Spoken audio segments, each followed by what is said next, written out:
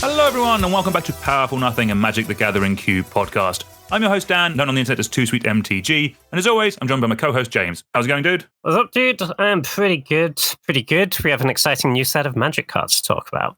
Yes, we're going to have a spooktacular time today, because today is our set review for Cube for Duskmourn, House of Horror. So at time of recording, the set comes out at the end of the week. We've had spoiler season for this for what seems like a large amount of time now, but the set does look fun. James, what do you think of the set in total now that we've seen all the cards and now that all the flavor and all that kind of stuff is fully revealed? I think it's cool. It's obviously, like, flavor-wise, a pretty new direction for Magic. So it's horror, but very much like, I don't know, 80s horror film sort of horror. Mm-hmm. Very different from horror in the, like, Innistrad vampire sense of horror.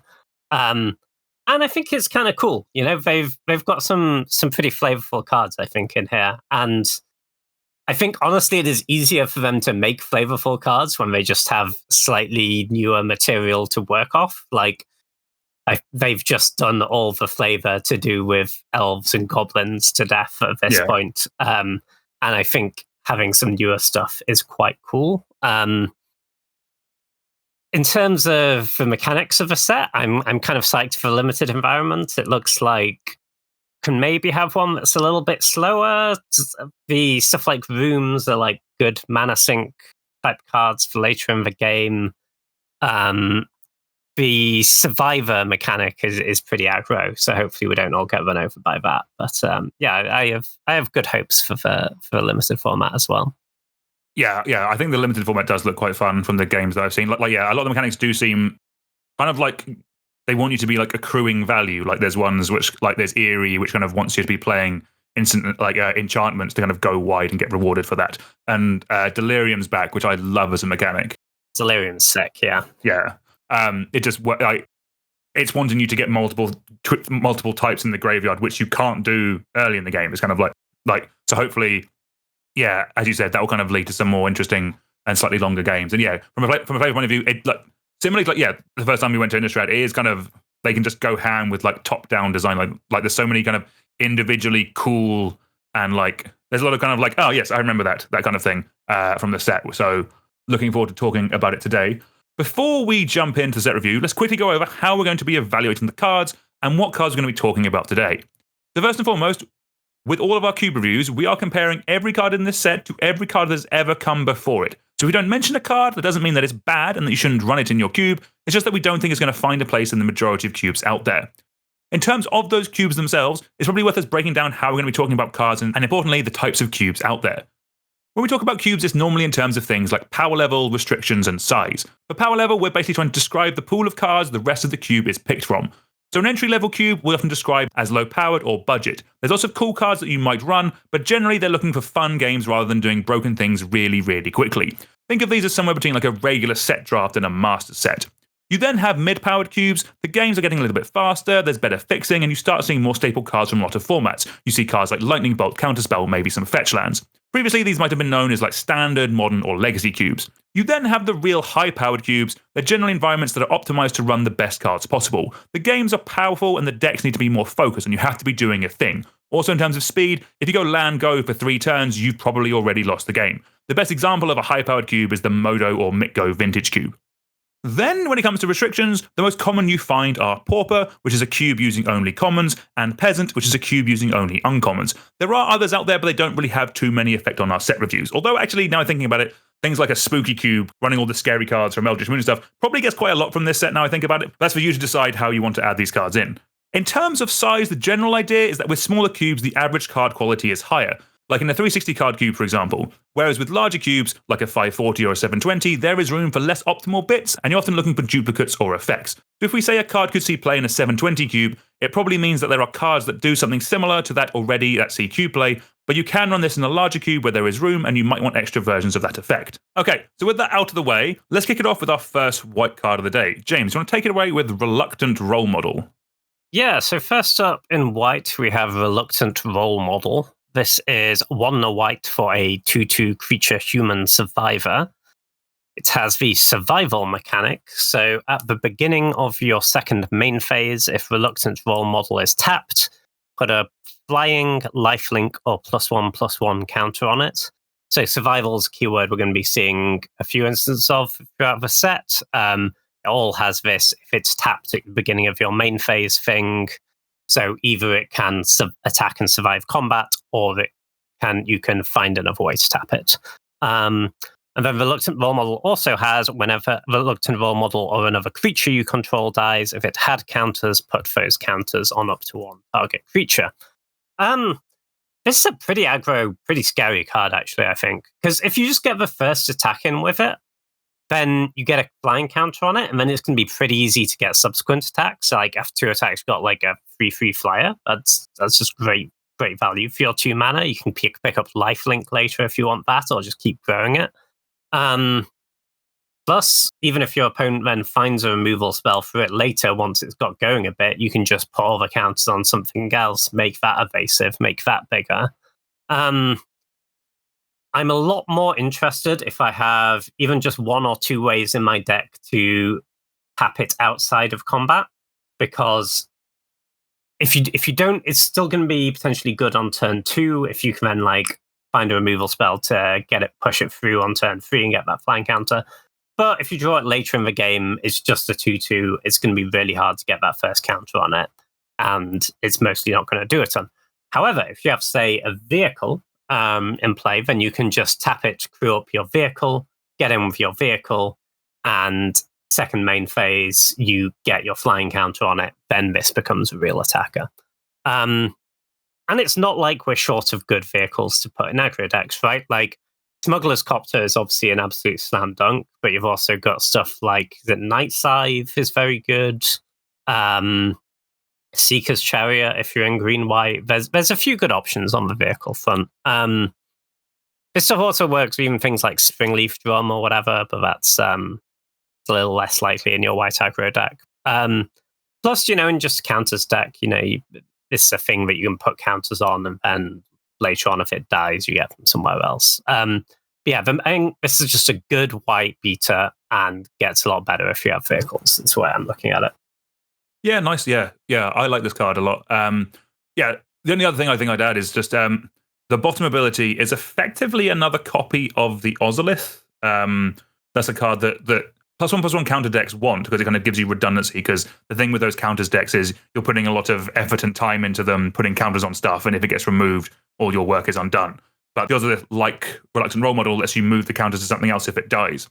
The problem with the Ozolith is on its own, it's a do-nothing artifact. It doesn't do anything. Basically, Reluctant Role Model can attack and block as well as do the thing. Like, yes, I know it dies to removal, but you trade that for being able to kill your opponent with it, and that part I do like. So yeah, I'm kind of here for Reluctant Model. I think I'll probably be giving it a go. Yeah, and honestly, for those counters decks, I really like moving effects off do-nothing enchantments onto real creatures. I think is a huge upgrade. Like, I kind of always say for the Hardened Scales deck in Cube, often Hardened Scales isn't actually a good card, because you just want to get your counter effects on creatures, so then you have stuff to put counters on, you can have other places to move them, and your cards do something on their own. And I think this is a great example of that. No, exactly. The only other thing I had on this one is there is probably some stuff you can do with this with Persist. Like, you can't go infinite with it, but like it does let you put any counter on up to one target creature. So if your Persist creature dies, you can give your opponent's creature -1/-1.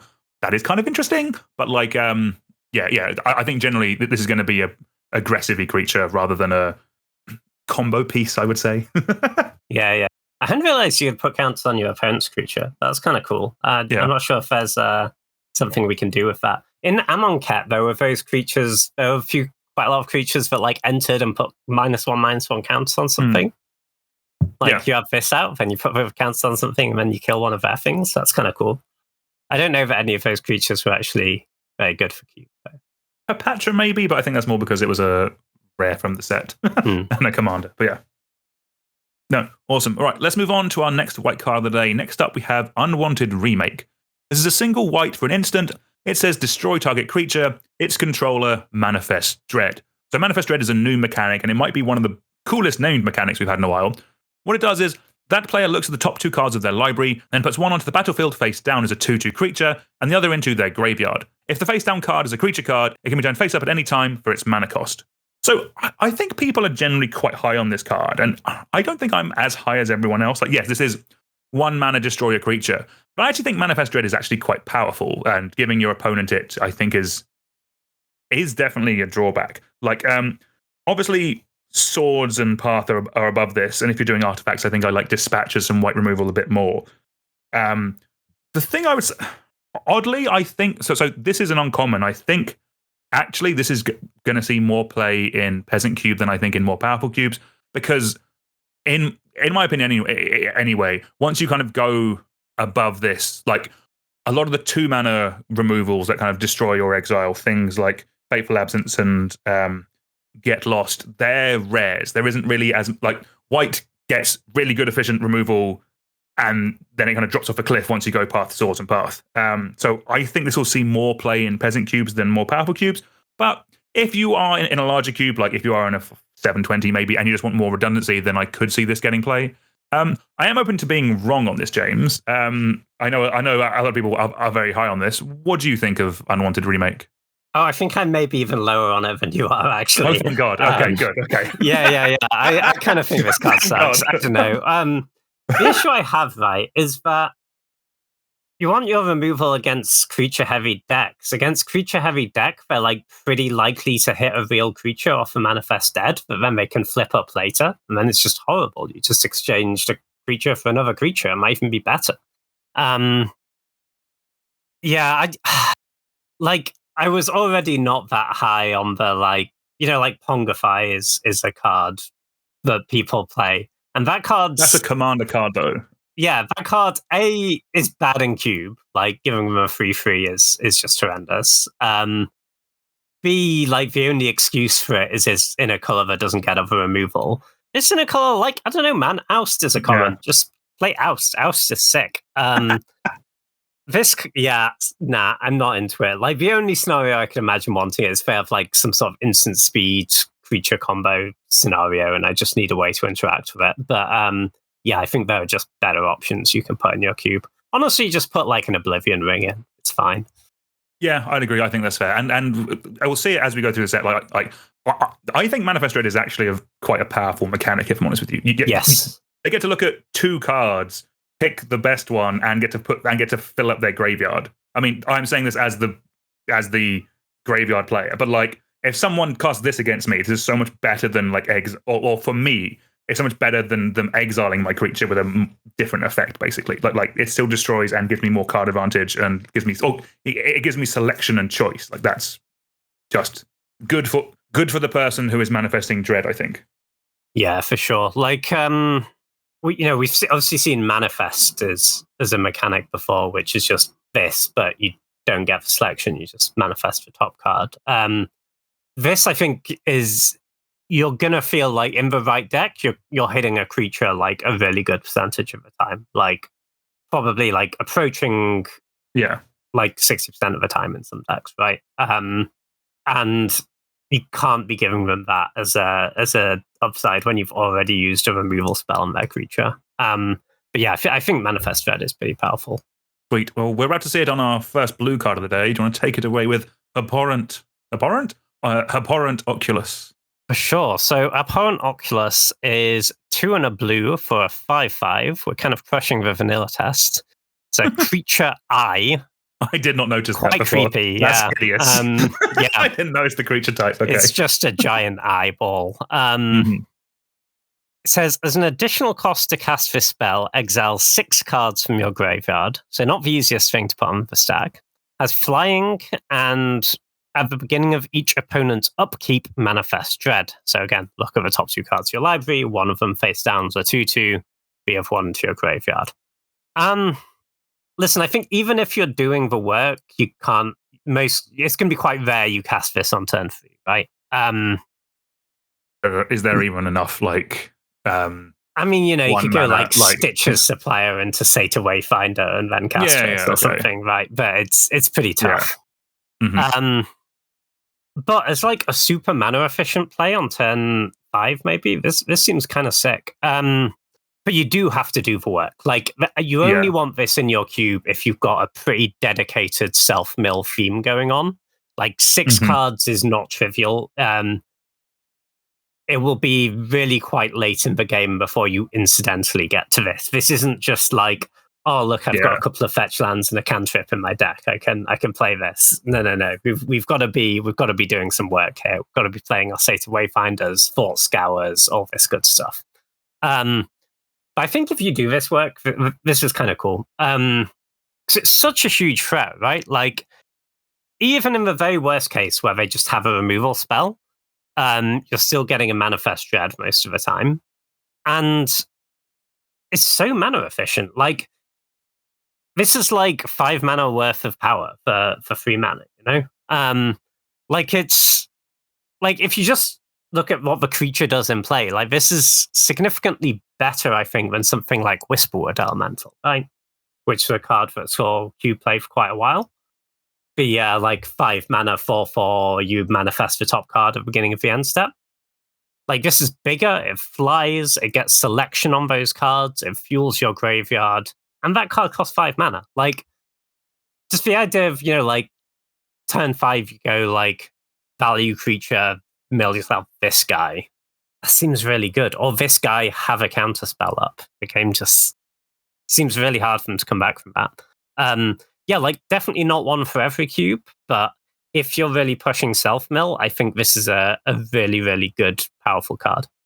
Yeah, I agree with there that I think it's decent. I also oddly kind of see it in Reanimator, because oddly this is kind of a card I don't want to be casting this, if I'm honest with you.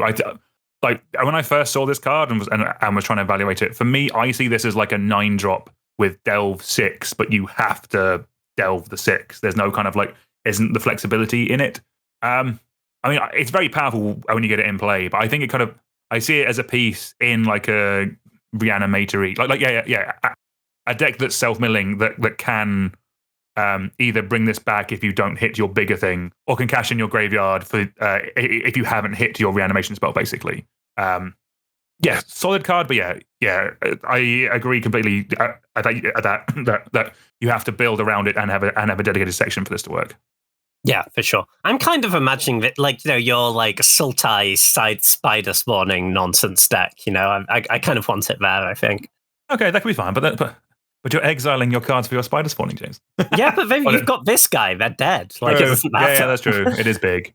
It is a big flyer. And it fuels your graveyard again, right? Yeah. And actually, yeah, I guess the turn you're casting this, like, yeah, you could flashback Spider Spawning and then cast this. Mm. There we go. Okay, love that. All right, let's move on to our next card. Next up, we have Enduring Curiosity.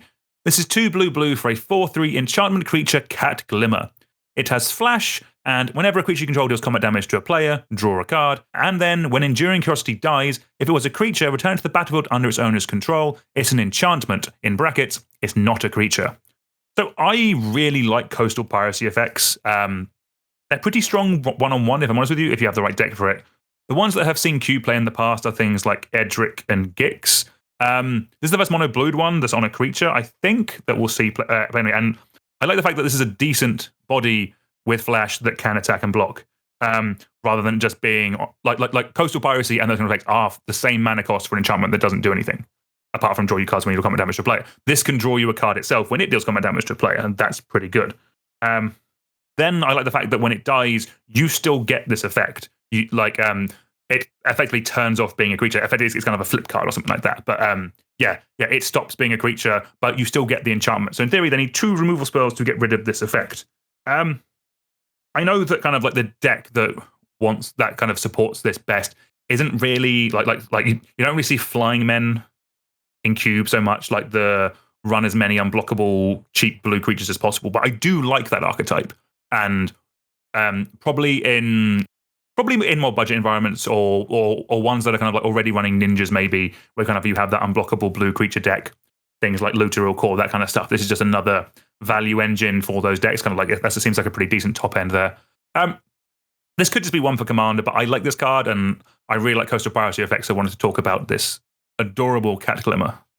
That seems cool. I think you really don't want to be relying on just attacking with this. I don't think it's one for every blue deck, because it has 3 toughness and it's just going to die in combat. But if you have a bunch of evasive creatures, it's not like you need to be all 1/1 flyers, you know?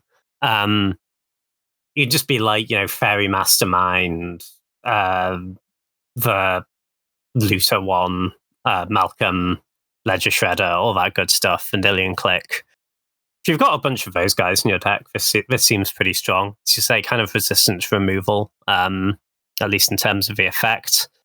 It's 4 mana. It's kind of a lot. I feel like we cut cards like Edric from sort of powered cubes, at least. But I think those cards are still pretty good in other cubes. This is maybe a little worse than Edric. Like, even though it has a bunch of upsides, it's just more mana, but it's only in 1 color, and yeah, I could see this having a spot in the right cube. But you do have to be, I think, supporting blue as a tempo deck, which a lot of cubes aren't. In a lot of cubes, blue is the color of control and combo and artifact stuff more than it is attacking with creatures. In which case you probably don't want this card, but in the right cube, I think it can do work.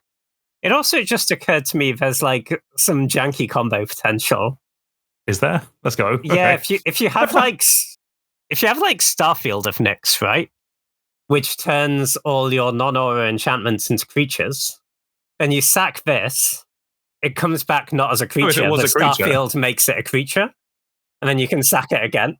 Okay, there is a full cycle, or there's a cycle of these in every color. So I'm assuming that works with all of them. Then all the ones that, if it was a creature, comes back as a non-creature. That's pretty cool. Okay, yeah, I guess so. Maybe we can do some Starfield of Nyx Goblin Bombardment nonsense. That sounds sick. Nice. Okay, sweet. I'm here for that. But that's probably not the best use case of this card, to be honest.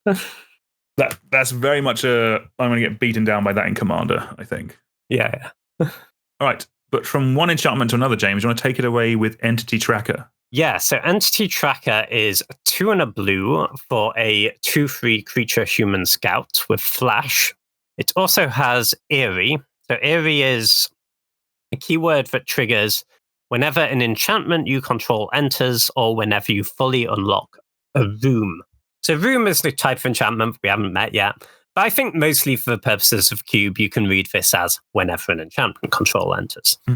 So whenever an enchantment control enters, you draw a card. So it's an Enchantress, and Enchantresses are great. Yeah.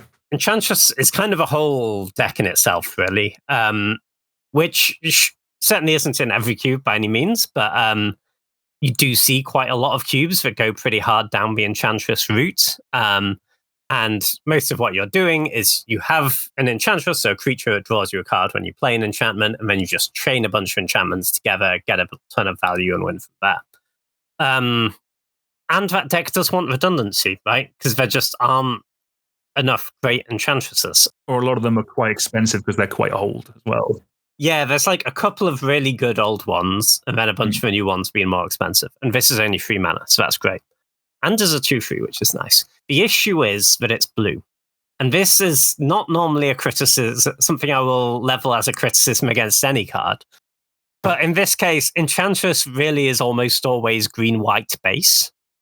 Yeah, but now your Dream Halls draws you a card, James. Well, yeah, there you go. Got him. But, Bant Enchantress sounds like a perfectly legitimate place to be to me. I think you can make this work. If you're looking at your cube and you have Enchantress and the theme is very narrow into green-white, then maybe you don't want this. But if it spreads across a few colors, then I think this could be a really nice one to add. And the flash is nice too, right? This card just gives you a lot of options, right? Decent stats. I mean, not like good stats, but, better than Mesa Enchantress stats. And flash. I think this is quite a good Enchantress. No, I'd agree. As an Enchantress, I actually quite like it. And I agree that, yeah, traditionally, Enchantress has generally been white-green. But over the last couple of years, kind of sort of because of Commander, they have been pushing it a little bit into blue.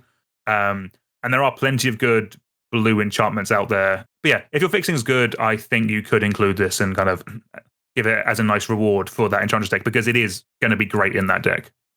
Awesome. Let's move on to our next blue card.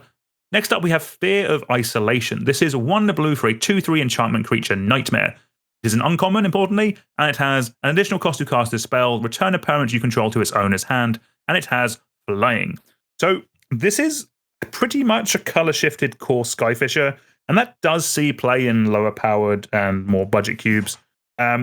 It's good at resetting your ETB effects if you have anything cool in your deck, and also it can sort of ramp you. It does say permanent, so if you haven't drawn your third land, you can play this on turn 3, bounce a land back to your hand, replay it, and then cast a Brainstorm to dig yourself out of the hole that you've just got yourself into. It's not a fantastic card. It's not the most powerful card in the world, but I do think this effect is pretty solid. And at present, I could see a world where this sees play probably not much higher than that in terms of power level. But yeah, interesting card anyway. Thought it was worth mentioning. For sure. Like, Core Skyfish is kind of a peasant cube staple, really, isn't it? Mm-hmm.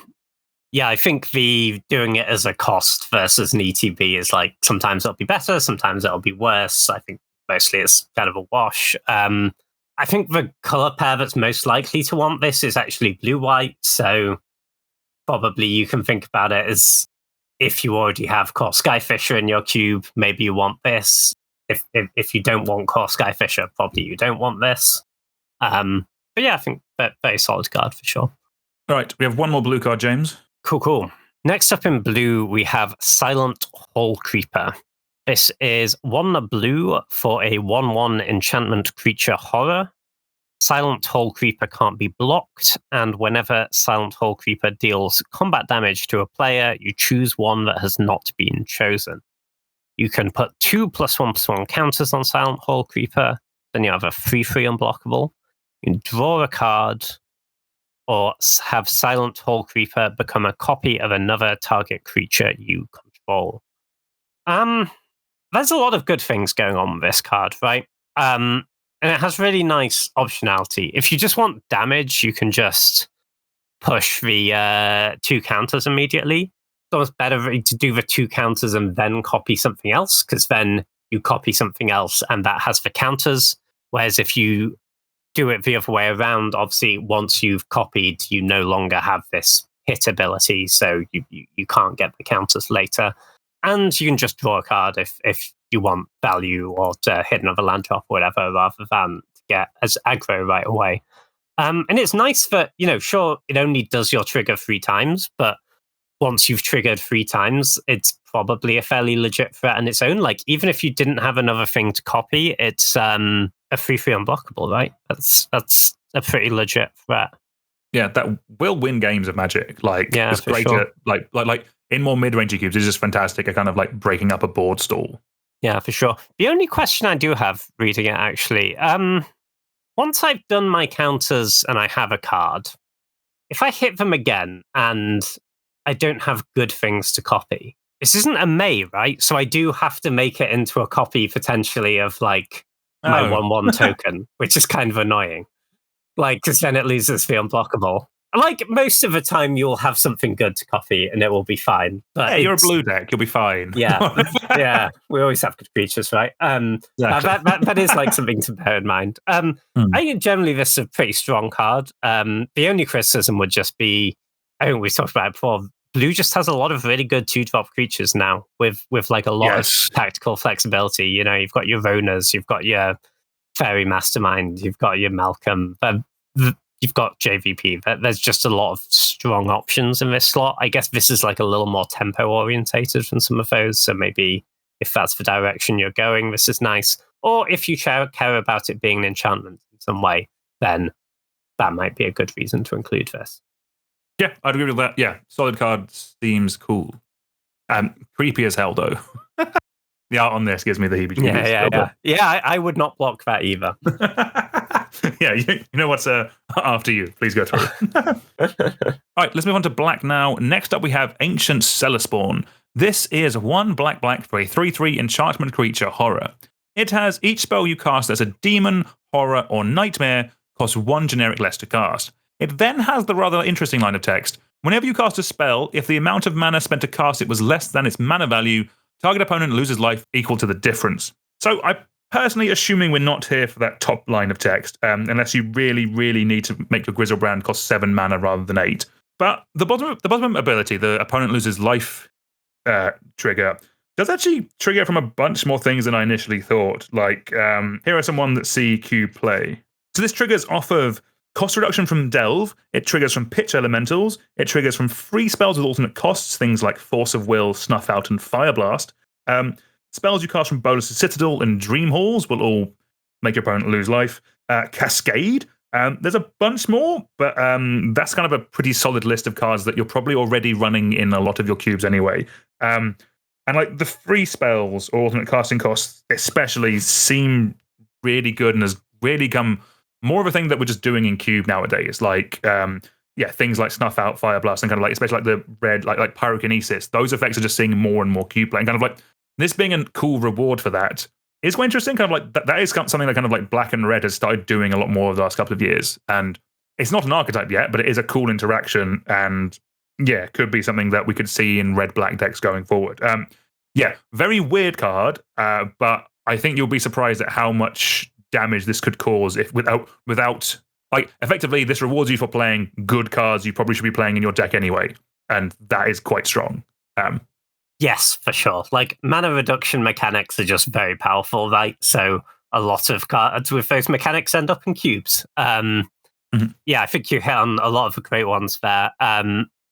I think it's one of those cards, right, where if you put it in your cube, there'll be a bunch of cubes where no one plays it, right? I think that's probably just true because they don't get enough of those spells. But I think for drafts where you get like maybe in the region of 4 to 5 things that do a decent chunk of damage off this, you could get pretty interested. One I saw that's commonly played in powered cubes that I think you get the biggest hit off is Scion of Draco. Scion does like 10 full domain. That's kind of good. No. Okay. Yeah, Jesus. Okay. But yeah, as you say, there's also like just ways to play styles without playing their mana costs. You can do a lot. I think this is one of those cards where it's like, if you put it in a cube, like probably like 6 out of 10 drafts, it won't get played. Someone will put it in their deck when they probably shouldn't have. But the other 3, it might do some really cool stuff, you know? And I'm kind of there for it. Yeah. But I think, weirdly, the only issue you might have with this card is because all the free spells are really, really good, it's kind of hard to get a ton of them, right? Like, people take them from you. But yeah, even like just the slightly lower priority on there, like Pyrokinesis, it's kind of phenomenal. This, right? It's just like 6 at instant speed. Yeah, well, on top of the damage, Pyrokinesis is also dealing to their face. Yeah. That's pretty fine. Yeah. Oh my god, you Fire Blast with this out? It's just 10 as well. Yeah. That's pretty good. I think you can. I think this can do some work. It makes your Root Waller deal 1 damage. That's pretty funny. Doesn't work.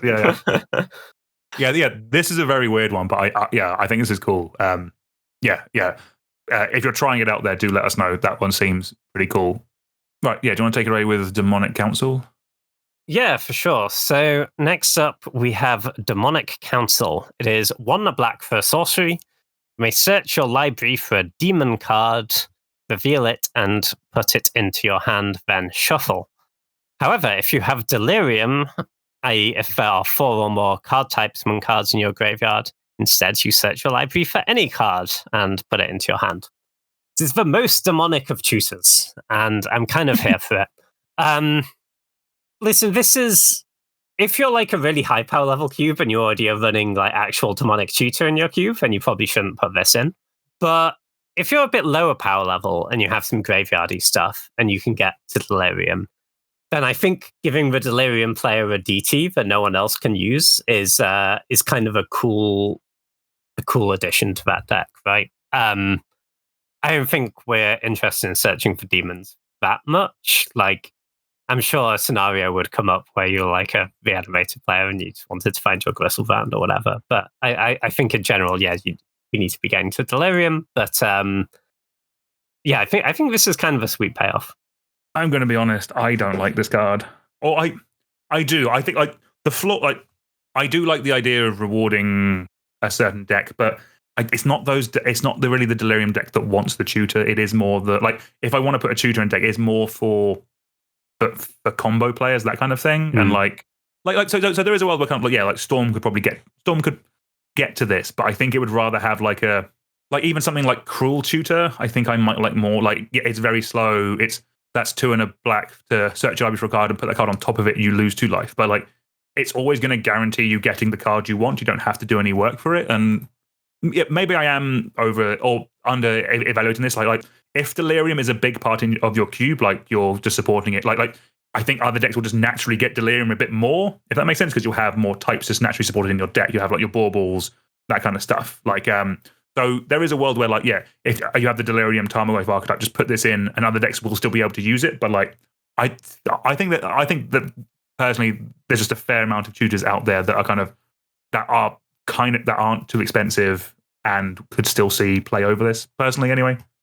Yes, no, I do agree with you. I don't think it's a particularly good card. I'm more thinking about it in the sort of cubes where you kind of don't play tutors normally, and like mostly you don't give people tutors, and maybe it's cool to like have, yes, you get a tutor, but only if you do the work and it's a payoff.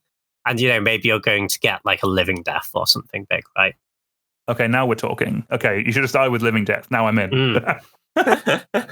You're easily sold. Incredibly easily. Okay, sick. Love that. All right, let's move on now to our next black card. Next up, we have Metamorphosis Fanatic. This is 4 black for a 4/4 creature human cleric with lifelink. And when it enters the battlefield, return up to 1 target creature card from your graveyard to the battlefield with a lifelink counter on it. It also has Miracle for 1 black, which if you don't know what that means, it means that you may cast this card for its Miracle cost when you draw it if it's the first card you draw this turn. It's a literal Miracle. So I do like this card. It has a very strong upside. That ATB is very good. Like you could be really greedy with this and kind of cast your Reanimate on this, and then with this bring back your Archon of Cruelty. That's pretty good because your Archon will then have lifelink. I do like that. But if I'm being honest, I think for this to see play, you need to support Miracles or top of the deck matters in some kind of way. I don't think you can just...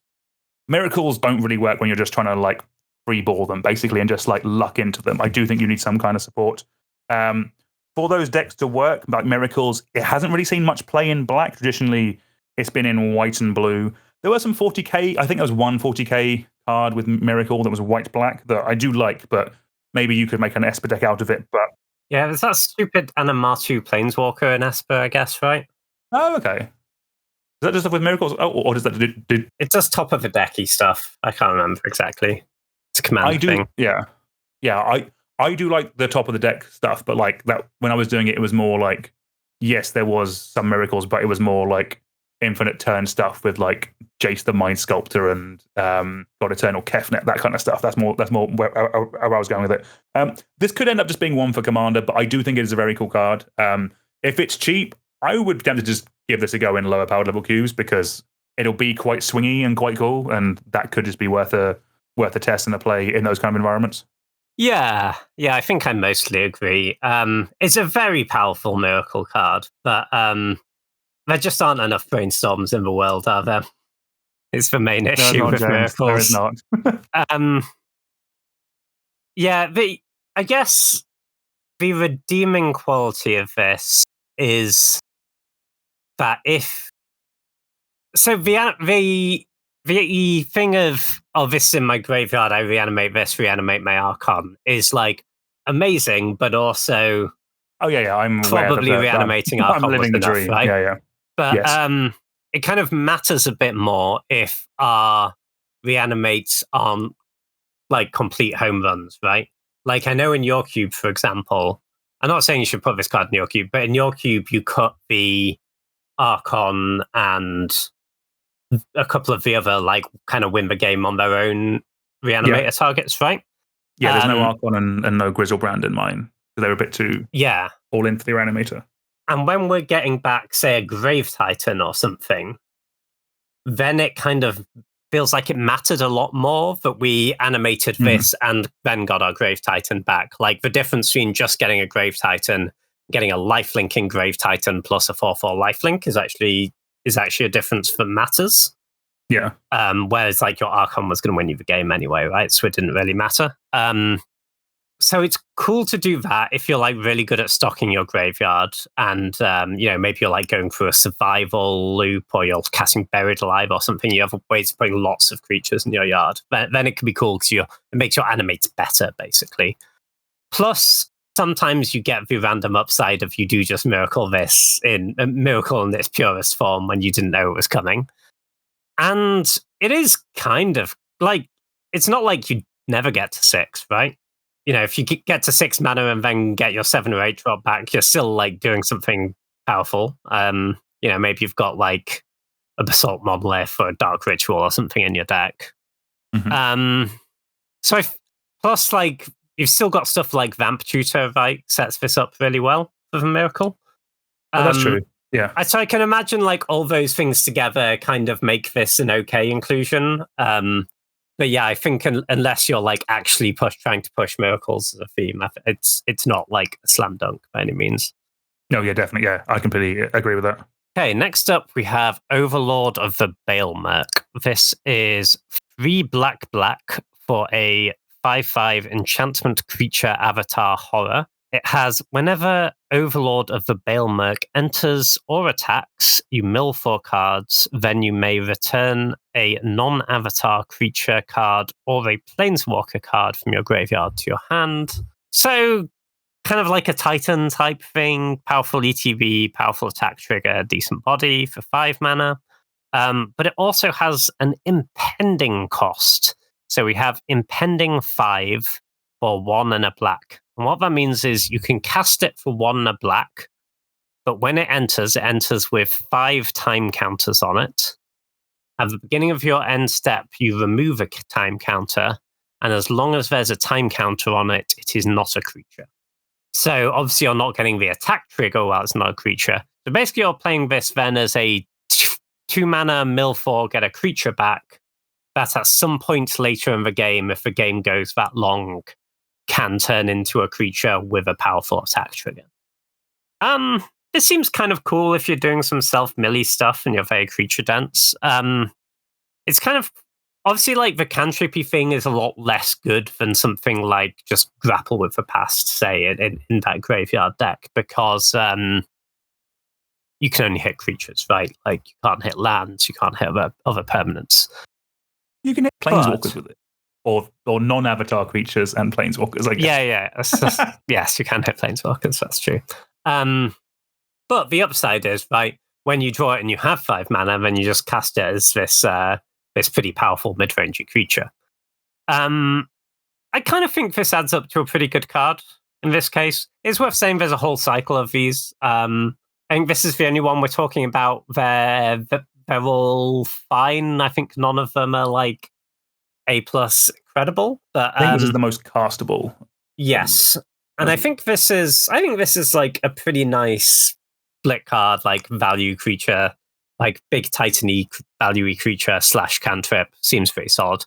It is also worth noting, if you have ways to flicker enchantments, these can be very powerful, because you play it for the impending cost on turn 2, you flicker it, and when it comes back, it doesn't have the counters and it's a creature again.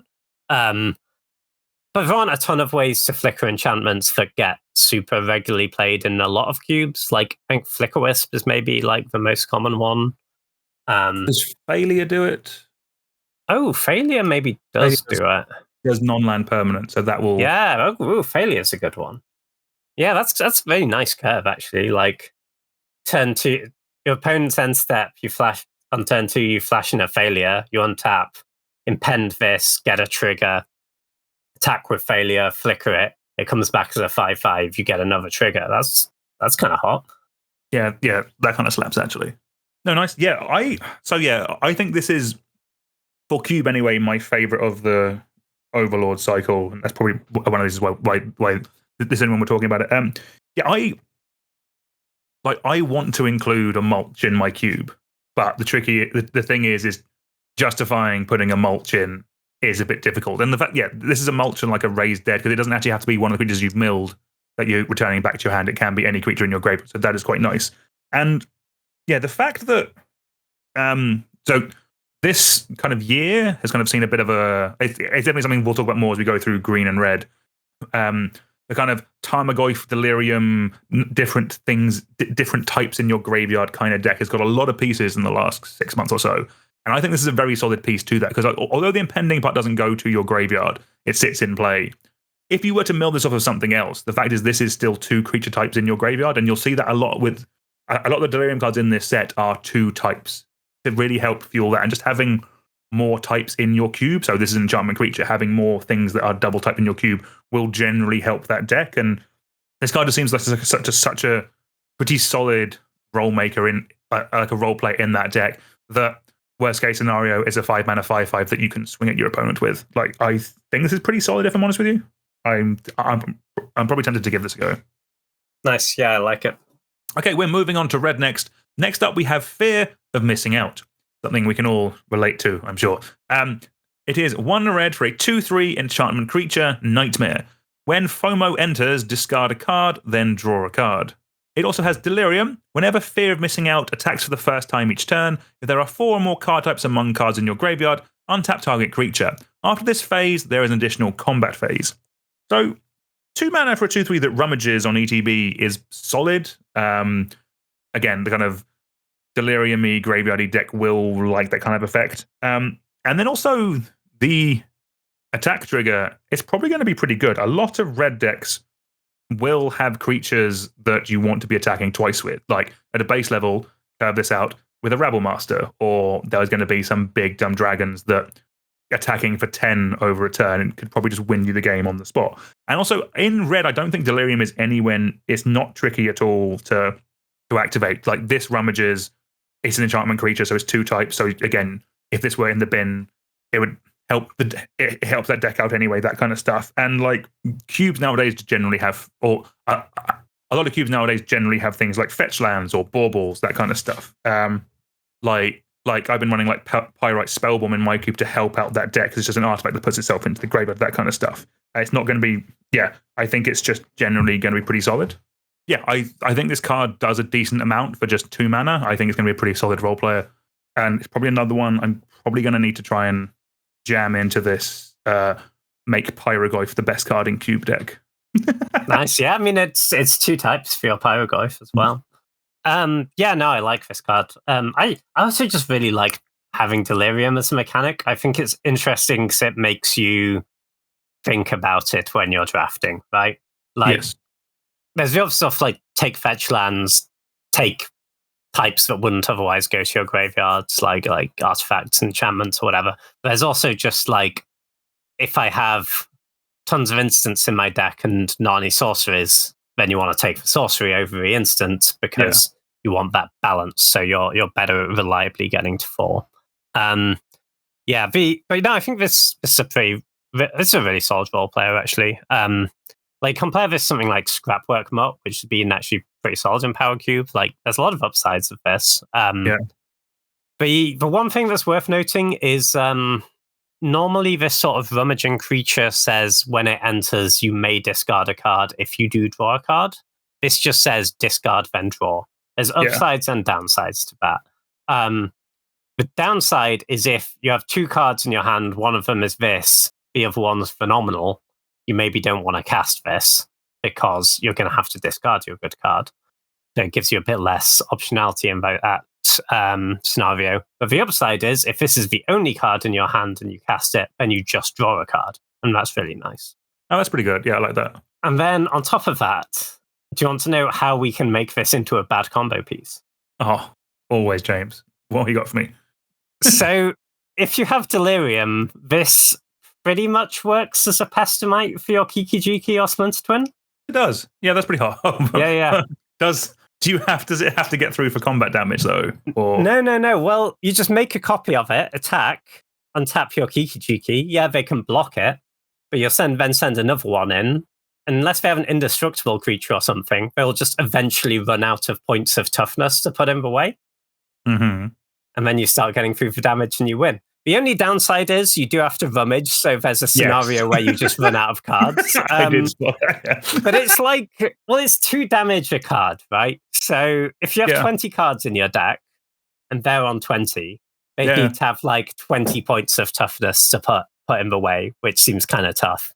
Like, obviously, like super late game, you might run out of cards and it might not work. But like, I wouldn't put it in a cube just for that, but it's a cool interaction to be aware of. Yeah, I think I like the fact that that's a cool bonus thing rather than like, it's not a combo piece, but it is. I think that's more interesting than like if someone Kiki-Jikis me out with this, I'm like, well done. I've not seen that before. But yeah, if it's a Bloody Deceiver Exarch again, then none of that. For sure. All right, next up we have Razorkin Needlehead. This is red for a 2/2 creature human assassin. It has first strike during your turn, and whenever an opponent draws a card, Razorkin Needlehead deals 1 damage to them. So this is just going to be a pretty solid card. On its own, it's a nice little Punisher effect that can rumble in early because it's got the first strike. And then later in the game, it can just sit there, and if they do nothing, you will just kill them with this. Now, obviously, this goes up in damage quite a lot if you are supporting the wheel deck, where you're making your opponent draw 7 cards. The double red is harder to cast there, but I'm also kind of up for making my combo players work a bit for their mana. Now, obviously, this is not as good as things like Shieldred or Bowmasters, but if I'm honest, like at more medium power levels, this is going to be more fun, I think. Like Shieldred and Bowmasters are just a bit miserable in a lot of cubes. They're like power like 1.1, if that makes sense. Just in terms of just like they are incredibly powerful cards that kind of can win games by themselves. But kind of like the wheel deck is very cool, and finding some middle ground I think is going to be nice. And this seems possibly great there. Like, yeah, I still have the wheels deck in my cube. I cut Shieldred and Bowmasters because they're too strong. This seems like it's probably going to come in as a replacement for them. Yeah, like I'd much rather run this than something like Hedirect Parasite that I have considered before. That is a single black for a 1/1 that whenever an opponent draws a card, if you control a red permanent, you may have it deal 1 damage to that player. I've considered running that card as a replacement to Shieldred.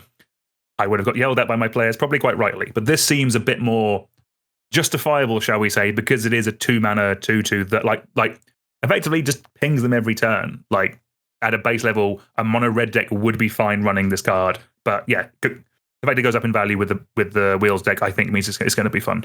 Yeah, I could see that. But red is kind of tough. Those decks. It is. Because red is very often like your second or third color. It's very much a secondary color, right? So red is tricky, and it's only a 2/2. It doesn't. It does just die to everything. Having said that, yeah, if you want a way to push that deck and you don't want to go full Shieldred on it, then maybe this is a nice middle ground. And I do think it's pretty solid in just like regular mono red. Like when they actually have to kill your 2-drops when you play them on turn 7, that's quite a nice place to be. Yeah. Because they can't really just let this sit around for a few turns. Yeah, so I think it has been a trend recently that your red aggressive decks are a bit less likely to be actually mono red and more likely to be Boros or whatever. And it is kind of like, do you want to be trying to cast this on turn 2 and to Skyclave Apparition on turn 3? It all seems a bit tough. But, I think for actual mono red, this is good. And yes, maybe as like a slightly depowered Punisher for the wheels deck, maybe this is a good place to be. Good that you have that crossover at least. Yeah, it's a good option at least. All right, next up in red, we have Untimely Malfunction. This is 1 red for an instant. You can choose 1. Destroy target artifact. Change the target of a spell or ability with a single target. Or 1 or 2 target creatures can't block this turn. So this card has some optionality, which is really nice. And it has some blowout potential with certainly the second mode. But just for a scenario where they try and kill your creature, you redirect it and kill their creature is really, really good for you, for sure. The third mode is probably the weakest, but sometimes it will just kill them. I'm not convinced this quite adds up to a card we actually want to be putting in our main decks. Maybe if the cube was very, very artifact heavy and we just want to shatter, but that does some other stuff. The other thing with the changing a target of a spell or ability, there are just quite a lot of the removal spells now, stuff like Leyline Binding and that sort of effect. Some of them do say creature your opponent controls. Oh, really? And okay. Yeah. That kind of makes this a bunch worse, right? Because you can't actually redirect in the way you want to. Like, sure, you could redirect it to your bad creature from your good creature, but it's a hell of a lot worse than redirecting to their creature. Yeah, it's an interesting card, but I kind of feel like if you put it in, it will end up in sideboards more than main decks. So maybe it's not where we want to be. No, that's fair. I think this is, I think sideboardy card is definitely where this is going to end up. But like, oddly, this is a card I think is probably better the more powerful the cube is, because like more powerful cubes, like powered cubes, tend to run more artifacts. You have more targets for the like. Those cubes naturally run shatters more, basically. Like I've seen them run like Rim Rock Knight and that kind of stuff. Like they want the ability to interact with artifacts, and like in theory they will have the most efficient removal as well. So the middle ability gets better there, and yeah, the bottom ability will come up randomly, but it could win a mono red deck again. But yeah, it is very much like each of those modes is very much one you want to see in the sideboard. And I'm just generally not a fan of running sideboard cards in cube because you only have 360, 540, or 720 slots, and there's so many good Magic cards out there. I want them all to do something. So yeah, it's a bit tricky. We're getting very powerful cubes. It's very good against Ancestral Recall, I guess. That there we go. Now you've got them, James. That's a reason to run this card. It might be a bit narrow, though. Yeah. Well, isn't extra turn spells? Yeah. Some of the turn spells target. Not all of them. Like actual walk doesn't, but like some of them say target player takes an extra turn. Okay. All right. Let's move on to green now. Next up, we have Balustrade Worm. It is 3 green for a 5/5 creature worm that has this spell can't be countered. It also has Trample and Haste, so we love that. It's a pretty good big green beater. Then it also has Delirium for 2 green. If you do that, you can return Balustrade Worm from your graveyard to the battlefield with a finality counter on it. Activate only if there are 4 or more card types among cards in your graveyard, and only as a sorcery. So, stats-wise, this is a perfectly fine bit of beef. We basically see one of these in every set nowadays, a rare 5/5 with Trample and Haste. And basically, if you're doing the Delirium-y, get as many creature types, or get as many card types into the graveyard as possible and be rewarded for that, either with Delirium creatures or with the aforementioned Tarmogoyf, Pyrogoyf, and Barrogoyf, I'm going to say. Then this does get better because you can actually trigger the Delirium. The main issue that I see with this card is that effectively this is like Vengevine at home. But normally I found in those decks, I do kind of want a second Vengevine, like a second big aggressive creature that I can get back from the graveyard, or if I mill it, I can get it back, or it can just come back if it gets removed. The finality counter obviously sucks. I think every time I see the word finality counter on a card, I'm a little bit sad, but hopefully it means in the future they can push things a little bit more because they have that valve of it's not forever. I've been, as I mentioned already in this episode, I'm running that kind of Tarmogoyf Delirium deck in mind. I could see myself testing this in the next couple of months, if I'm honest with you, depending on how deep I want to go with that type of archetype. Yeah, for sure. I think, as if you're just a green deck trying to cast this, I think it's fine, but mid, like 5/5 Trample Haste is great, can't be countered, great. Maybe you get it back later, maybe you can't. I think the time's actually going to shine is for the Delirium deck for sure. For self-mill decks, a bunch of the time there you won't even need to draw it, right? You'll just mill it over, which is just great upside. And the Vengevine comparison is an interesting one. Like, certainly the nut draws with this aren't as good as the nut draws with Vengevine, right? Where you just get it back super early without paying any mana. But this is a lot more reliable, right? You kind of just don't need as much stuff to line up as you do for Vengevine. Because Vengevine, you need it to all come together in that one turn where you can cast 2 creature spells when it's in your graveyard, and sometimes it goes into a graveyard later and you don't have those spells. Whereas this is just, once it's in your graveyard, it can hang out there, and then later in the game you will have Delirium. And it's a 5/5 Trample Haste, it's a scary bit of beef. I can see it in a self-mill deck. Sweet. Probably another one for the self-mill deck coming up next, actually. Do you want to take it away with Hauntswood Shrieker? Yeah, sure. So Hauntswood Shrieker is 1 green for a 3/3 creature beast mutant. Says when Hauntswood Shrieker attacks, you manifest Dread. So again, look at the top 2. One of them face down, one of them graveyard. And then you can pay 1 a green to reveal target face down permanent. If it's a creature card, you may turn it face up. So this one, I think, is maybe just for a green deck trying to beat down a little bit. It's a 3-mana 3/3 that makes a 2/2 when it attacks.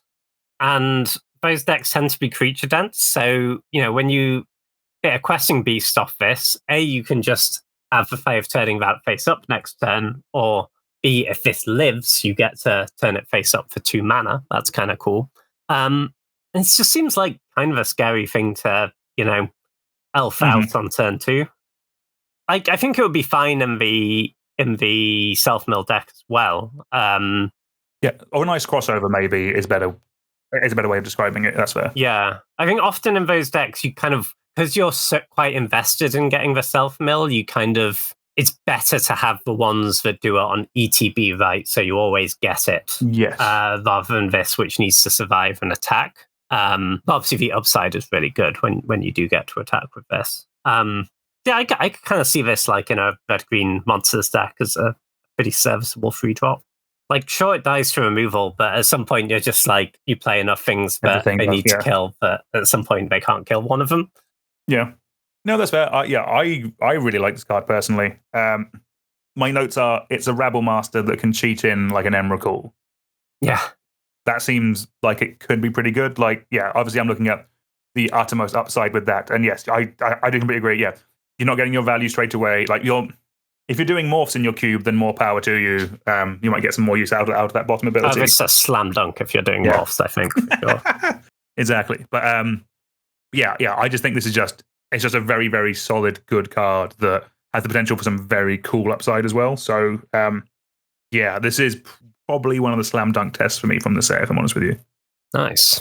Well, speaking of putting Emrakul into play, want to discuss our next green card? Yep. Next up, we have Kona Rescue Beastie? Rescue Beastie. Rescue Beastie. It is 3 and a green for a 4/3 legendary creature, Beast Survivor. It has Survival, which as a reminder is, at the beginning of your second main phase, if Kona Rescue Beastie is tapped, you may put a permanent card from your hand onto the battlefield. So if you're just cheating creatures, I think you can do better. Like there's Monster Manual. I mean, there's even like Elvish Piper, that kind of stuff. And this does have to attack to get its value. But the cool part with this is that this says any permanent, not creature. So with this, you can cheat in stuff like Portal to Phyrexia, Best the Sea God. Like, is there a world, James, where we're casting Omniscience with this? Is that kind of where we're going?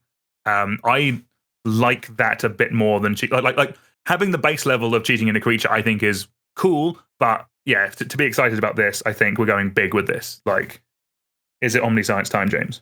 Omniscience sounds like a great use of this, yeah. I think this card, you do have to put in the work to find ways to tap it, because I'm really not very interested in the play pattern of cast this, pass the turn, hope you don't kill it, hope you don't have a blocker. That sounds rubbish to me. But if you have a way to proactively tap it, this is pretty phenomenal, right? Because you don't give them a turn, you don't even give them a turn to remove it, right? You just do it right away in your second main phase. And yeah, the range of stuff we can cheat in is really nice here. Listen, I don't think it's one for like the most powerful cubes, because there are kind of just more streamlined ways of doing this, right? Like, do you want this or a sneak attack? Really, like a sneak attack is just a lot less work, isn't it? But why not both? yeah. But if you're like in an environment where sometimes you've got to put in the work, and then I think this is kind of sick, right? Like, yeah, I think the challenge is, right, like, what are the ways of tapping it that you have in your deck that are like actually good cards in your deck? You don't want to just be putting in a random Springleaf Drum that sucks otherwise, really. So I could kind of see this maybe in a sort of black-green Sultai survival deck with a bunch of creatures, and then it's like, I already want my Smuggler's Copter and my Seeker's Chariot anyway, right? And I already have some big stuff because I'm doing my survival reanimator stuff. And then this sort of knits those two things together quite well, and sometimes you just get to cheat in your giant thing. I think that could be kind of cool. But yes, it's not the easiest card to make work, I guess. I'm sure there's some other good tapping options you could use outside of vehicles. Like Opposition is pretty good, right? If Opposition is a good one. Yeah, tap if down anyone their other land. than me still has that in their cube. No, I think that's fair. No, I think if you can do that, if you can find a way of tapping it down without too much hassle, I think that's great. For me, when I first got it, I was more kind of like, is there a way to now support cheating big enchantments into play? Because are we also sleeving up like Academy Rector to cheating our Omniscience, that kind of stuff? Like we have it with artifacts that's existed since Tinker was printed.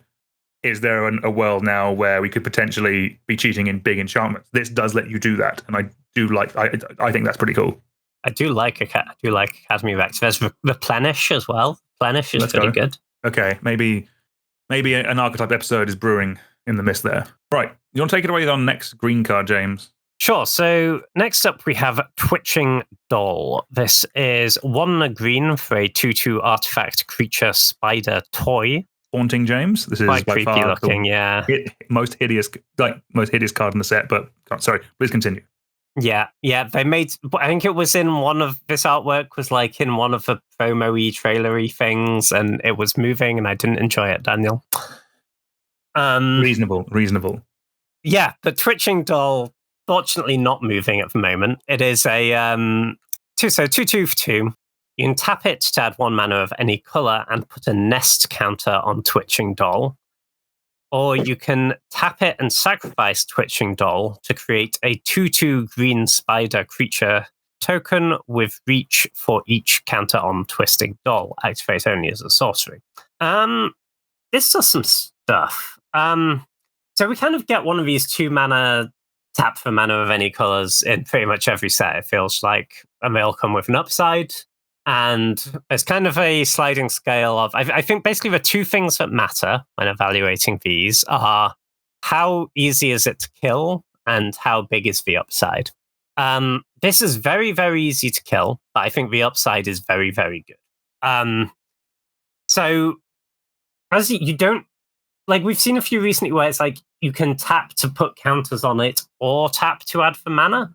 This, you just get the counter when you add a mana. That's a huge deal. It means you're not like taking time off of your first use case for this, which is ramping out good 4s and 5s. You're just accumulating counters while you're doing that. And then once you've done that for a few turns, you just cash this in for like 3 to 4 spiders. And that's great. Like, you could easily just tap this mana a bunch and then put 8 power into play. That's so much to get off your 2-drop. It's also, I literally just realized reading the card out, but it doesn't actually say each nest counter. Yep, it's any kind of counter. Yeah. So if you're in a +1/+1 counters matters deck, then this is kind of great, right? Yeah. Like you just put a bunch of counters on here and then cash it in for a bunch of 2/2s later. It also goes infinite with Freed from the Real, which is kind of cool. And Freed from Real is a card that people put on cubes sometimes. Because Freed from Real lets you pay a blue to untap it. So you just tap it to add a blue, use the blue to untap it, rinse and repeat. You have as many nest counters as you want, and then make as many 2/2s as you want. That's kind of cool. The downside in all of this is it dies to a Strift Freeze. Artifact creatures with less than 3 toughness are probably the easiest things to kill in Magic. Yeah, it's tough, isn't it? There's a Bone Crusher Giant waiting to stomp on this disgusting spider-infested toy. But I think maybe the upside is worth it here, is it better than Sylvan Caryatid? Probably not, because they can never kill this at 1. But I could imagine trying this over like Paradise Druid or something. I don't know. Yeah, no, I'm quite high on this. Like, obviously the activating as a sorcery means that you can't respond to the removal spell, so that does kind of suck a bit. But just the potential upside on this is really, really strong, and the fact that like your opponent has to answer your mana dork, otherwise they might just lose the game, I think is quite funny and is quite strong. And yeah, I quite like this card. And there's one other interaction that kind of going back to a card you mentioned for the last one. This in an opposition deck actually seems pretty good. Like opposition deck seems to like they like mana dorks because they can ramp out the opposition and then tap them down. But this can do that and then make you a bunch of stuff to then keep your opponent's lands tapped down every turn. And like that deck hasn't got much love the last couple of years. I think this is actually very good there. And if you're supporting opposition, maybe you should give this a go. Maybe that's James. Does that make you want to test Twitching Doll a bit more? Or?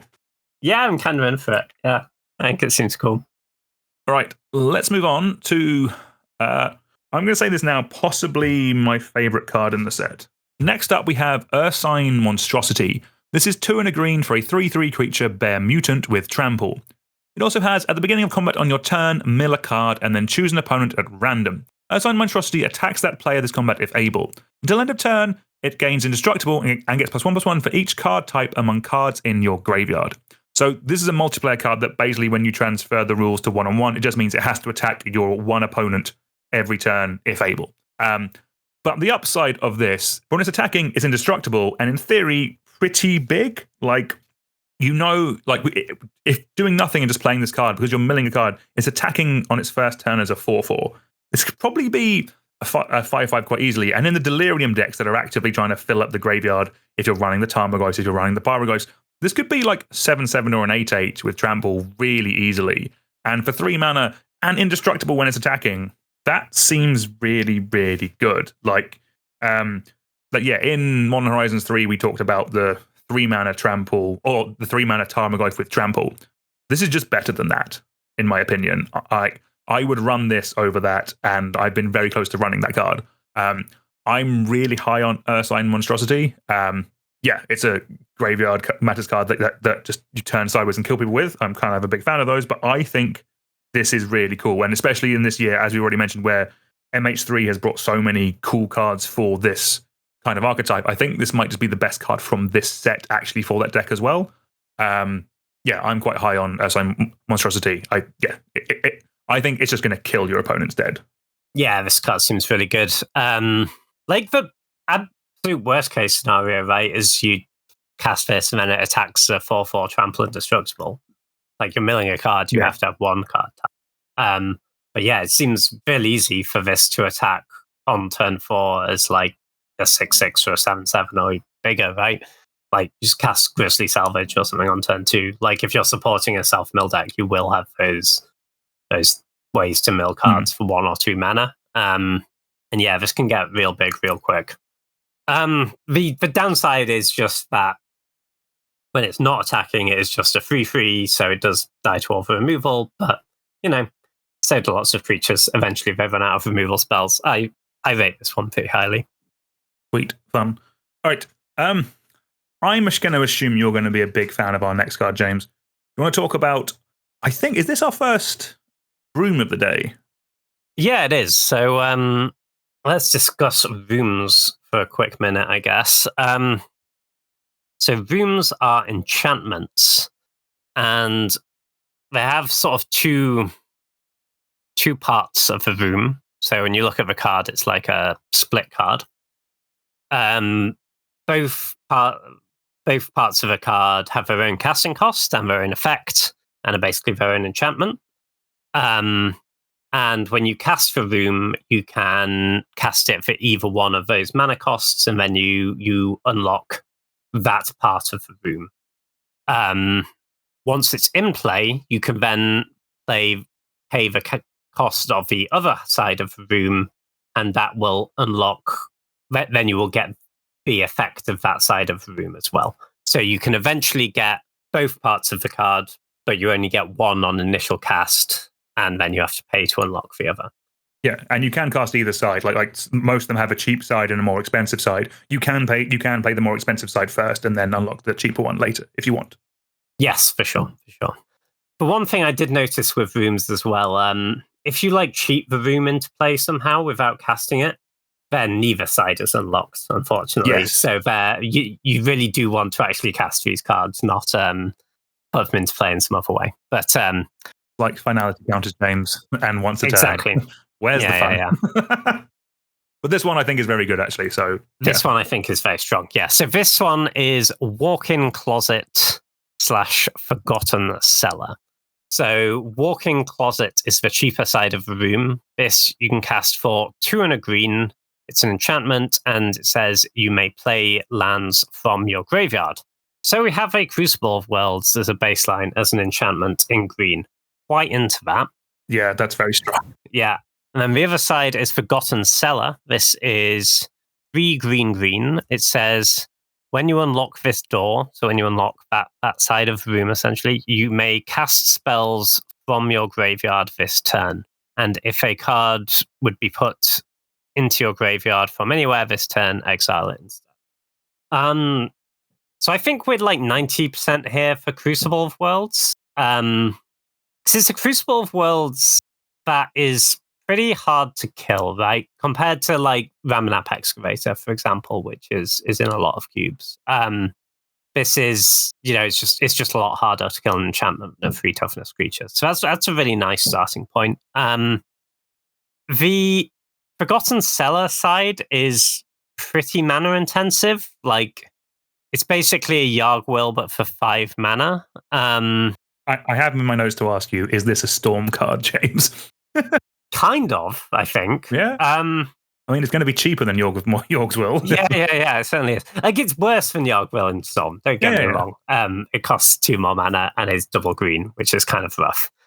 But I think the main thing you're doing with the other side, right, is you're doing your stupid fast bond combo, making a ton of mana because you have a Crucible of Worlds, getting all the lands out of your deck, or maybe even have like fast bond Zervan Orb, and then you're on infinite mana, and then you unlock the other side, which is when you and then you cast all the stuff out of your graveyard and kill them.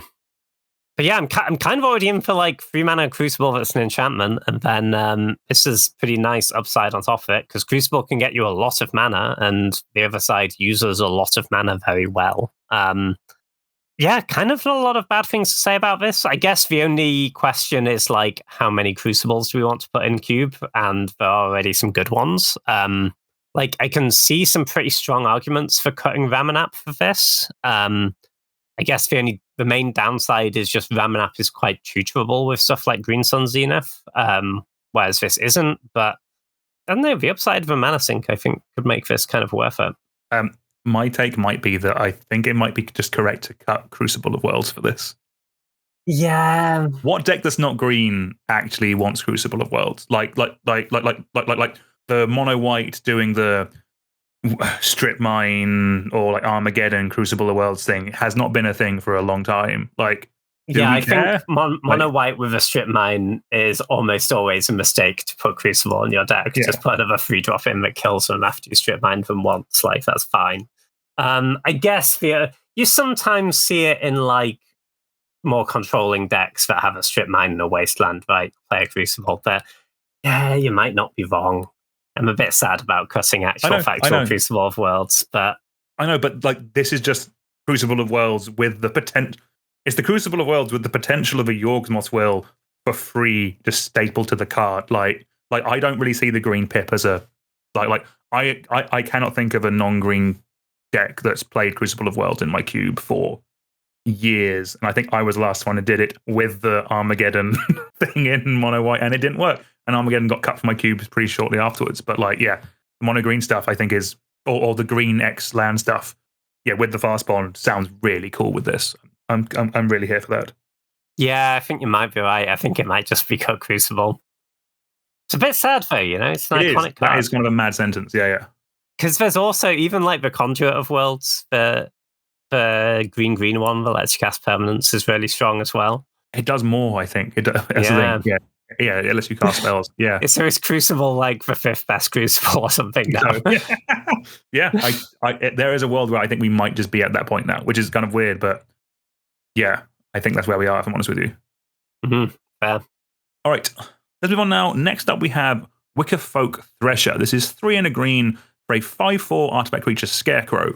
It has Delirium. Whenever it attacks, if there are 4 more card types among cards in your graveyard, look at the top card of your library. If it's a land card, you may put it onto the battlefield. If you don't put that card onto the battlefield, put it into your hand. So this is also an uncommon, and 4 mana for a 5/4 I think is pretty good. And If you are doing any kind of self-melee kind of deck, which you do see in Peasant, like Spider Spawning is a real deck in Peasant cubes. The Delirium to just look at the top card of your library, and if it's a land, it just comes into play. It doesn't say tapped. Land comes into play. That's pretty good. This is a lot of card for an uncommon, I feel, and I think it's probably just like if you have a Peasant cube, this seems like a slam dunk to me, if I'm honest with you. Yeah. I think it is probably just for Peasant. I think you have much better options as soon as you're outside of there. But yeah, Peasant, it's big and kind of threatening. Yeah, exactly. Not the most fancied cards, but is one I just wanted to worth mentioning because I generally think this is actually going to make a decent amount of play. Nice. So moving on to our first gold card of the day, we have Arabella Abandoned Doll. This is a red and a white for a 1/3 legendary artifact creature toy. Another haunting card, James. Yeah. They're into the creepy toys, aren't they, in this set? Whenever Arabella Abandoned Doll attacks, it deals X damage to each opponent, and you gain X life, where X is the number of creatures you control with power 2 or less. So I think this is an uncommon, so I think this is probably one for Peasant, but if you're in like a red-white go-wide deck in Peasant, this is going to get in for a chunk of damage. The challenge will be actually having a good attack with it. It is just a 1/3, it doesn't have any evasion, it doesn't have any keywords. But you can just use it as a one-shot, potentially, right? If you have enough creatures, you just swing with a team and get like 6 off the trigger, and then they die for combat. And if you have it on turn 2, then maybe you like play a token maker on turn 3, and they just have a 2/2, and you can get in the attack and get a drain in that way. I think for like red, white, go wide, and Peasant, this is probably pretty good. It's also an artifact if you care about that. Maybe you're doing like artifacty servos, Thopters, all that good stuff. No, I'd agree with that. I think I could see this potentially being a little bit higher in power level, maybe than just than just Peasant, but that's just because it's kind of it is a way of forcing through some damage, I guess. Like if your opponent's kind of stabilized in a more powerful cube, because like there are plenty of token makers and stuff, just generally lying around in a lot of more powerful cubes, just as a way of just pushing through some damage later in the game. Like effectively, this is like a one-time big lightning helix, I think. Not the most fancy of cards, but I think it's solid.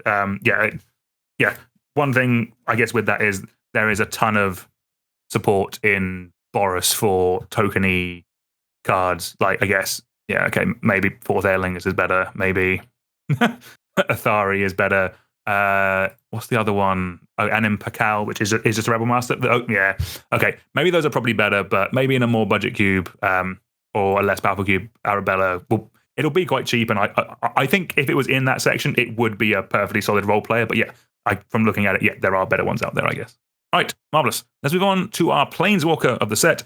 Let's move on to Kaito, Bane of Nightmares. This is 2 blue and a black for a 4 starting loyalty legendary Planeswalker Kaito. It has Ninjutsu for 1 blue and a black, which is kind of cool on a Planeswalker. Which, if you don't know what that means, it means you can return an unblocked attacker you control to your hand. Put this card onto the battlefield from your hand, tapped and attacking. So how does this work with a Planeswalker? Well, it has the static ability of during your turn, as long as Kaito has 1 or more loyalty counters on him, he's a 3/4 ninja creature and has hexproof. So that's how he's able to attack and deal combat damage. But he has some regular Planeswalker abilities. He has a +1 of you get an emblem with ninjas you control get +1/+1. There's a 0 of Surveil 2, then draw a card for each opponent who has lost life this turn, and a -2 of tap target creature, put 2 stun counters on it. So Planeswalker Ninjutsu is very cool, and that's not something we've seen before. The fact that this still does combat damage when it comes in is nice. I feel this card is actually a bit backwards in terms of a Planeswalker, because normally with a Planeswalker, the plus is some protection, the middle is some card advantage, and the bottom is your ultimate. This kind of feels like the -2 is the protection, and you tap target creature, put your stun counters on it, that's what's protecting Kaito when it's not your turn. The 0 is still your bit of card advantage, helps you sculpt your hand, I guess. And then the +1 is kind of your win con. Like, realistically, if you're running this card, you're going to be surrounding it with other ninjas. It is nice that it will just slowly buff itself, because it is a ninja on your turn. But if you have ninjas in your cube, just getting a +1 every turn, like your opponent can't interact with those emblems. That's pretty good. Like I've run, like admittedly, commander decks with that kind of thing as a win condition, just like going wide with tokens and just having these emblems just sit in play that your opponent can't do anything about. It means they can board wipe, but yes, you can rebuild and they still have that buff. And again, like obviously we need ninjas, and one thing with that archetype is that you don't actually run too many ninjas in the ninja deck because you need a portion of unblockable creatures to kind of get in for the combat damage first. But ninjas is a cool and vibey archetype. It's not really one for higher power level cubes anymore. But in more budget environments, ninjas is a very cool thing to do with Dimir. And if you opened a Kaito Bane of Nightmares at your pre-release and wanted to include it, I think that'd be perfectly cool. Yeah, for sure. I'd agree with all of that. I think it's really cool what Wizards have done with Planeswalkers recently, actually. Like 5 years ago, the one blue-black Planeswalker, they were all just like, plus, draw a card, minus, bounce a creature, ultimate, win the game, but you never get there. I'm really into them making the like more thematic build-aroundy things. I think that's really cool. I don't really understand why the ninjas one is in this set. There aren't really any other ninjas, but there's a ley line that can turn all your creatures into ninjas. There you go. Cool, got him. Combo unlocked. Yeah, I'm ready to lose to it at pre-release. Yeah, no, like obviously this is only for ninjas, right?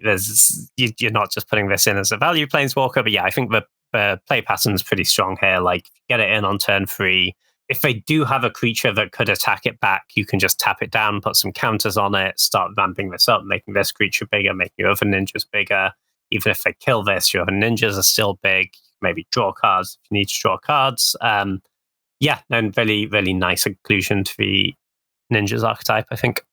Yeah, it is a fun one. And yeah, I guess this is what happens when they only do one Planeswalker set. It gives them more time to come up with a cool one rather than...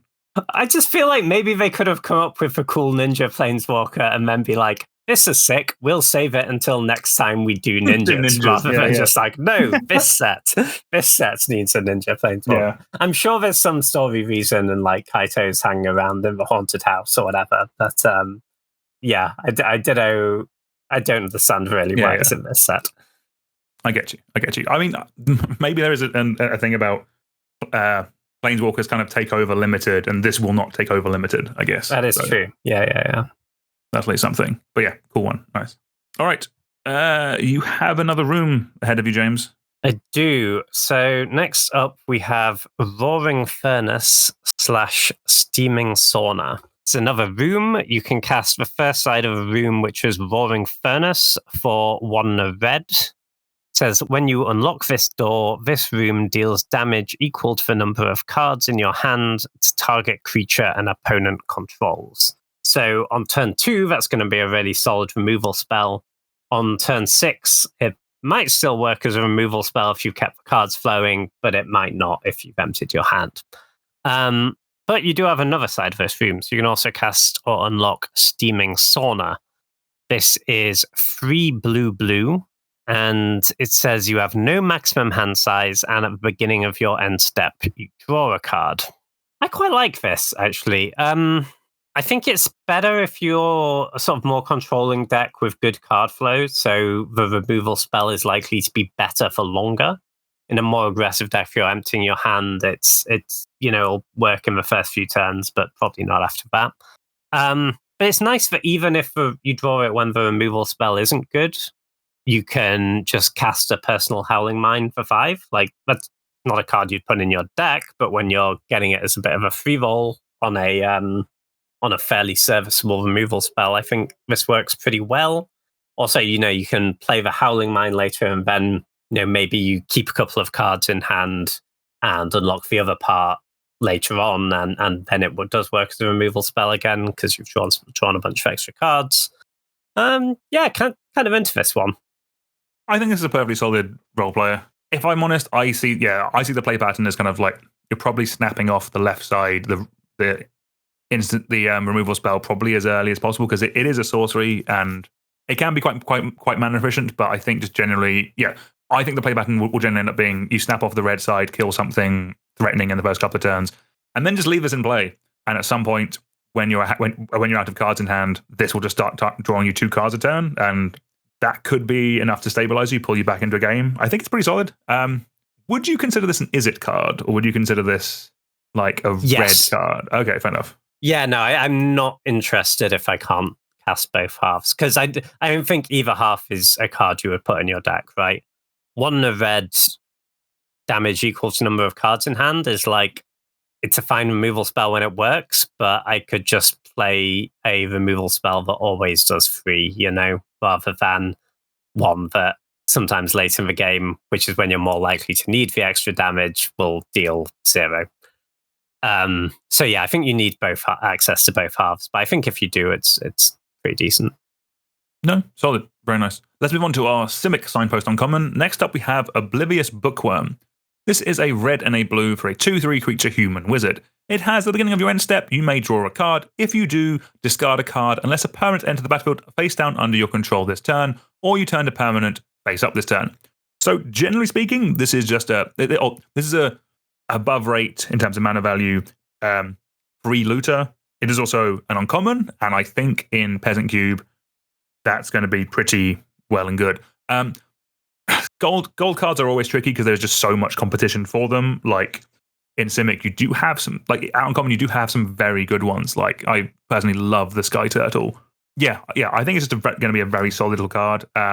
This card is just generic. This card is generically good, I think. I haven't really got too much more to say apart from that. James, what do you think about the Bookworm? Yeah, I think it's generically pretty solid, but as you say, probably don't want to use a gold slot on it if it's just being generically solid. But also, blue-green morphs is kind of a I do love morphs. Classic archetype, isn't it? For sort of slightly lower power level cubes. It is, yeah. So lower power level, yes, not Peasant Cube. It's weird. Like a lot of the payoffs and actually, when I say good and strong morphs, there is a ceiling to that power level, but like a lot of like the cool things to do are rare. So yeah. If you're in a more kind of thematic or more kind of power restricted cube, then yeah, crack on with this and some morphs. I love that idea. But yeah. I feel like you might be besmirching the good name of Woolly Loxodon with that statement, but When was the last time you played we did. It probably came up more recently than I like to think, actually. Last time you played a Woolly Loxodon. Yeah. But yeah, like I can imagine if you're doing blue-green morphs and like your gold cards, secret plans and this, that seems kind of cool. Yeah, I'm kind of here for that. Yeah, that's pretty cool.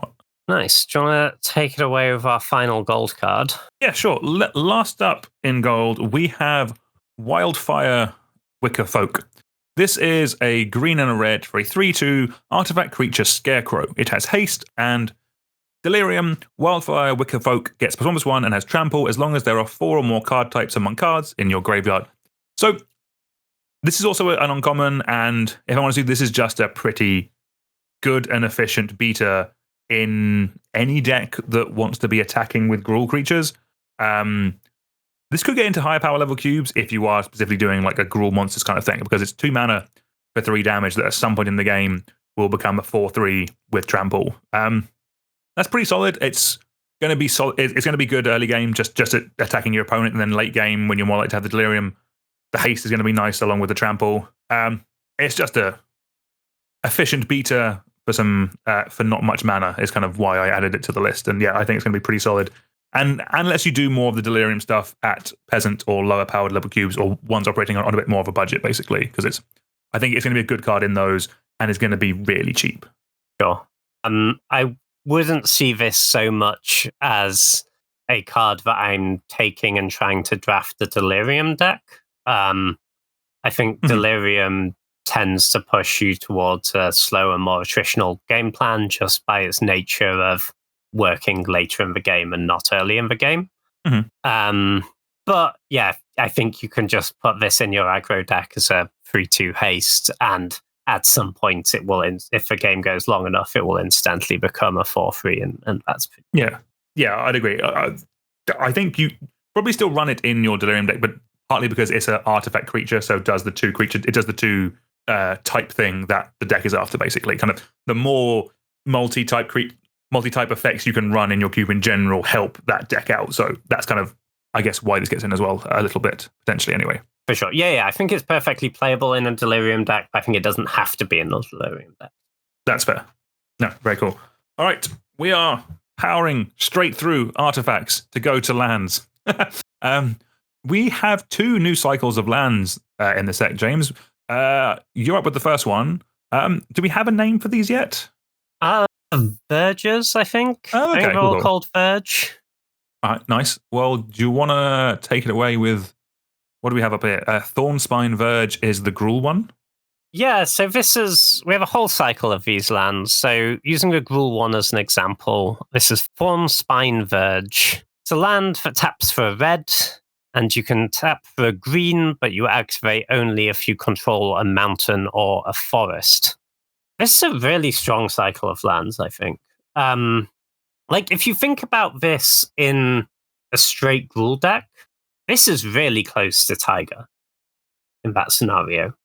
Like, the only time it isn't Tiger is if you have, like, a 2 land opener and the other land is also a non-basic that doesn't have types, right? If you're just mountains and forests and then this is really close to Tiger. The other downside is, right, if you have, say, mountain this in your opener, then this doesn't cast your Llanowar Elf on 1 because it's you don't have the green until you have the mountain in play.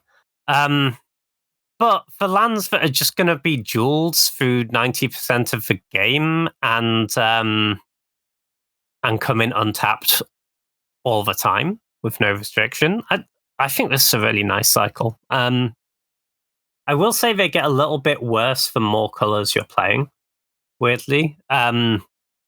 Just because, like, so say you're in like a Temur deck, right? Now your hand that has islands and this doesn't make green, right? And that problem sort of compounds the more colors you're playing, because also the more colors you're playing, you're likely to be playing more non-basics, which potentially don't have types. But it's also really nice that this is just, outside of things that hate on non-basics or whatever, this is just strictly better than a mountain, right? Like, it's always untaps and taps for a red. You don't have to pay any life, none of that. And will very reliably be tapping for green as well throughout most of the game. So yeah, I'm really pretty high on this cycle. The land slots are competitive at this point in powerful cubes. I guess the ones you'd most likely to cut for these, looking at like powered cube lists at the moment, are potentially the fast lands. I think that's actually kind of close for me. I'd be sort of interested in trying these ones at least. I think you wouldn't want to cut like triomes. I wouldn't really want to cut surveil lands for these, because I think those are all great and work in your fetch land mana base. But I could kind of see an argument for these over fast lands, or maybe over some of the like weaker creature lands. No, I think that's fair. So one thing just to mention is with the mana bases that are more colors, I think it depends. Like these get better if you have like fetch triome in your deck, because triome will just really easily turn this on, basically. In terms of cycles, it kind of depends on the size of your cube, if I'm honest with you, and kind of like the efficiency or the power level. Like, I think it's quite obvious that kind of like you have like fetches and OG jewels at the top. And there's kind of an argument if there's shocks or triomes next. There's an argument there. When you kind of get below that, I think there is definitely room to kind of, personally, I've just got less rigid about full cycles of stuff. So like I could see maybe in like in Boros, you run the fast land because you want the aggro deck to have its mana fixing guaranteed early. But maybe in kind of a more mid-rangey deck, maybe like the green-black one, maybe that's where you run this one. Like in blue-black, maybe you run the artifact land, but like that kind of thing. I'm becoming more of a fan of kind of like tailoring the lands to suit what the colors want. So I could see maybe you don't run the full cycle of this. Maybe you run like some of them, because basically any land that comes into play untapped that clears the first barrier for me. Like, unless it does something else, like fixes me for 3 colors, or the surveilling card advantage of the surveil lands, I guess, has been has been very solid. Like has been much better than I initially anticipated, basically. And that just comes from playing them and seeing them do a lot of things. But kind of, yeah, I could see maybe more in the bluey colors or the stealth melee colors. That's where you kind of run the surveil ones. Yeah, I think part of it also just depends on price. I think generally, if you're looking to build a mana base in your cube, the first bar is having them come into play untapped. So like these are kind of similar to like pain lands and fast lands in terms of how that works. It's basically if you're starting from scratch, buy the ones that work best for you, and then you kind of like come up with 4 cycles later, basically. Yeah, I will say, I think if you're building cubes on a budget, like the fixing lands are not where I want to spend money, right? Because it doesn't really matter. Like, you just play the slightly less powerful ones. They're all very close, and it's fine that someone has to pay a life tap for lands sometimes. Spend the money on cool cards, not on dual lands. Or you proxy, or you take a marker pen to the jewels that come into play tapped, but are like both land types. That's the other hot fix for that. Also very valid. Yes. All right, last up, we have our last card of the day, and it is another cycle. So in this set, there is also a common cycle of lands, and these do something pretty interesting. So I'm going to read the Selesnya one, the white-green one. There is one for the whole cycle. So the Selesnya one is Etched Cornfield. It is a land that enters tapped unless a player has 13 or less life. And then obviously it taps for a green or a white. So why these are interesting is because I'm pretty positive these are the first dual lands that are common legal or pauper legal that at any point in the game can come into play untapped. That's kind of a big deal. Like if I'm honest, I think the reality with these is that by the time a player is at 13 or less life, the tapped won't matter as much. It is mainly the first couple of turns where you're really after the lands coming into play untapped, so you can kind of your first couple of turns aren't held back. You are doing stuff. So in reality, I think these will play out the kind of like you play it on like to get the effect, you are top decking it or playing it on like turn 4 or 5, where a player could legitimately be under 13. Or if they're not, it's not the end of the world as much because you'll probably have 3 or 4 mana in play. You can play a 3-drop rather than playing your 4-drop on curve. It's not the end of the world if you don't hit your mana drop as much as it is in the early games. But the simple fact is these are dual lands. They can come into play tapped. There is not a question. These are auto-includes in Pauper cubes going forward. They're probably the best land cycle for Pauper. I just think these are fantastic. Like, there is a world where like the bounce lands could be technically better because you get additional value from those. But in a world where you're just looking for fixing, I think you're playing these in every Pauper cube going forward. Yeah, for sure. I think these are auto-include in Pauper and Peasant, probably right. Like, the bar is just not high for dual lands in those formats. Yeah. These seem like a great upgrade. All right, fantastic. So that's going to do it for our set review. If there's any cards we missed, do let us know either on socials. Links to them will be down in the description below. Or if you're listening to the video, let us know in the comments on YouTube. James, thanks for that. That was awesome. Yeah, no, it was good. Thank you. Sweet. Yeah, Duskmourn does look fun. We have pre-release coming up next weekend. Looking forward to getting our hands on some of these awesome, cool cards. Right, with all that being said, just leaves me to thank you all very much for listening. Do give the podcast a 5-star review. Give us a thumbs up. Give it a positive review wherever you can. Tell a friend. Anything you do helps the podcast grow, helps us bring you more episodes, and it's all greatly appreciated. But until next time, it's goodbye from me, and it's goodbye from James. And until next time, we'll see you all soon. Goodbye.